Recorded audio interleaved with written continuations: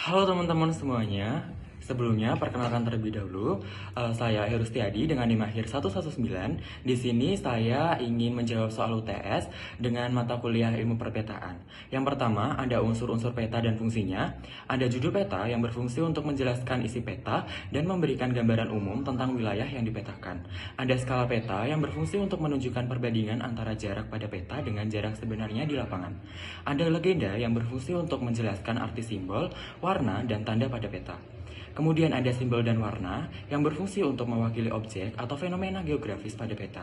Ada koordinat geografis yang berfungsi untuk menunjukkan lokasi suatu tempat pada peta berdasarkan garis lintang dan garis bujur. Dan yang terakhir ada sumber data yang berfungsi untuk menjelaskan sumber data yang digunakan dalam pembuatan peta.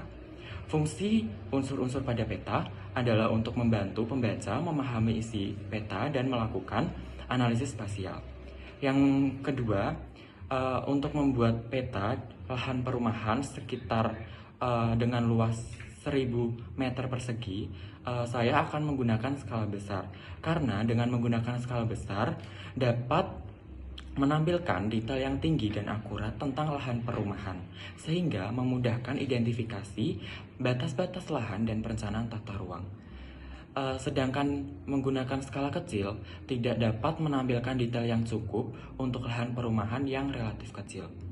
Yang ketiga, untuk menentukan lokasi pendirian sekolah dapat menggunakan peta seperti yang pertama peta topografi untuk mengetahui kondisi geografis wilayah seperti kemiringan lahan dan ketinggian.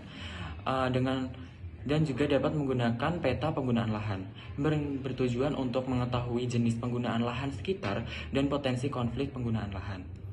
Yang ketiga, dengan menggunakan peta jaringan jalan untuk mengetahui aksesibilitas, lokasi, dan jarak ke fasilitas umum lainnya.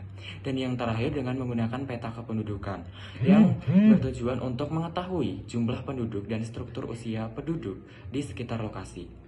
Dengan menggunakan peta-peta tersebut, dapat dilakukan analisis spasial untuk menentukan lokasi yang strategis dan sesuai untuk pendirian sekolah. Nomor 4, untuk membuat peta wilayah kutub, saya akan menggunakan proyeksi azimutal. Dengan menggunakan proyeksi azimutal, dapat mempertahankan arah dan sudut yang akurat di sekitar titik pusat proyeksi, sehingga sangat sesuai untuk wilayah kutub yang memiliki lintang tinggi.